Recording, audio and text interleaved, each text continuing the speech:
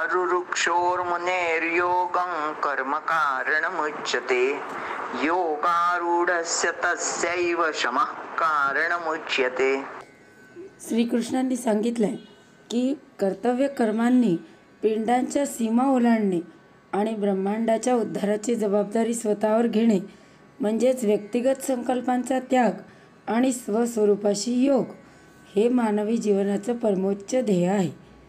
आता या श्लोकात सांगतात की आरुरोक्षर मुने म्हणजे ज्या मुनीला आरूढ व्हायचं, चढायचं, कशात तर योगात.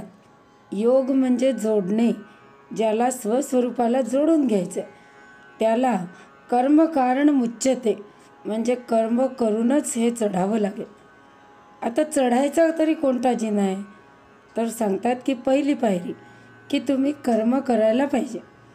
कर्म करायला लागले की आलस्य, निद्रा, प्रमाद या तमोगुणापासून तुम्ही उपरक्त व्हाल, वर चढाल. परंतु त्यामुळे कर्म करण्याचा अभिमान तुम्हाला हळूहळू घेरायला लागेल.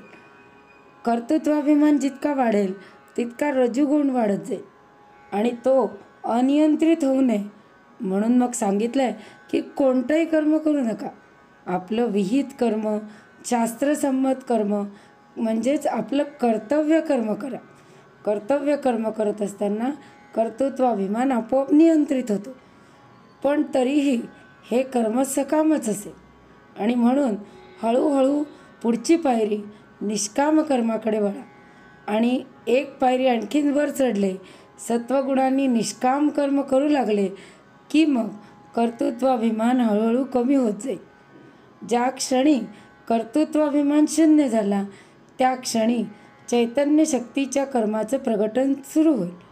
म्हणजे जसं अन्न खाताना आपण चव घेतो आणि आता मी हे खात नाही, ते मी खाणार नाही, हे मला आवडतं असं म्हणतो म्हणजे कर्तृत्वाभिमान जागवतो. पण एकदा अन्न गिळलं की पुढची प्रक्रिया ती निसर्गाच्या अधीन आहे हे आपण ओळखतो. म्हणजे तिथे आपला काही कर्तृत्वाभिमान आहे का? नाही. तर अशा रीतीने जेव्हा प्रत्येकच कर्मातला कर्तृत्वाभिमान आपला कमी होईल आणि निसर्ग शक्ती, चैतन्य शक्तीच कर्तृत्व करते आहे ह्याची जाणीव होईल, ती पुढची पायरी आणि सगळ्यात शेवटची पायरी म्हणजे ती चैतन्य शक्ती म्हणजेच मी आहे हे ओळखणे म्हणजे स्वस्वरूप दर्शन. अशा या पायऱ्या चढल्यावर म्हणजेच योगारूढ झाल्यावर पुढे सांगतात तस्यैव शम कारणमुच्यते म्हणजे साधन मार्ग सिद्ध झाला की आता साधन मार्गाला चिटकून राहायचं नाही, त्याचाच अभिमान धरायचा नाही, तर आपल्या साध्य झालेल्या स्वस्वरूपाकडे लक्ष केंद्रित करायचं. म्हणजे श्रीकृष्णाचं दर्शन आपल्याला घ्यायचं आहे तर त्यासाठी काय करावं लागेल की आधी घरची सगळी कर्तव्य कर्म पूर्ण करावी लागतील जेणेकरून दर्शनाला जायला निवांतपणा आपल्याला मिळू शकेल. मग जर ते मंदिर खूप लांब असेल तर कारनी, बसनी, जवळ असेल तर पायी पायी, पण कोणते तरी कष्ट करावे लागतील, साधन करावं लागेल जेणेकरून आपण तिथे पोचू. पण एकदा का मंदिरात गेलो की आपण कोणत्या साधनाने इथपर्यंत आलो किंवा काय काय पूर्ण करून आलो हे सगळे विचार मनातून दूर करून दर्शनात चित्त लावायला पाहिजे. नाहीतर तिथे गेल्यानंतर दुसऱ्याच उचापती करत बसायच्या की यांनी लाईनच व्यवस्थित लावली नाही, इथे दिवे का नाही, कारंजे का नाही लावत, म्हणजे किती छान वाटेल, बसायला पायऱ्यांच्या बाजूला बाकं का नाही केले. एक ना दोन अशा दुसऱ्या उचापती आपल्याला करायच्या नाही आहे.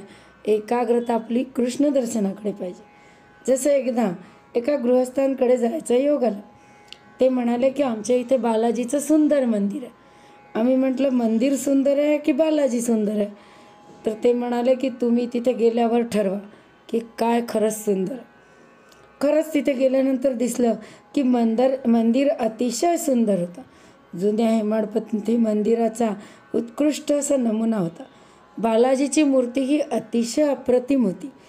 जनरली आपण देवासमोर गेलो की डोळे मिटतो, तसे डोळे मिटले, प्रार्थना केली, आजूबाजूच्याही सगळ्या मंदिरांमध्ये दर्शन घेतलं, प्रसाद घेतला, तीर्थ घेतलं आणि बाहेर आलो.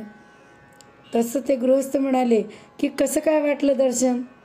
आता परमेश्वराच्या दर्शनाने काय वाटायला पाहिजे? प्रसन्नताच की नाही? ते म्हणाले तसं नाही, पण बालाजीची कोणती विशेषता तुम्हाला दिसली? म्हटलं काही लक्षात नाही आलं. बालाजी तर नेहमीच्या बालाजीसारखा होता.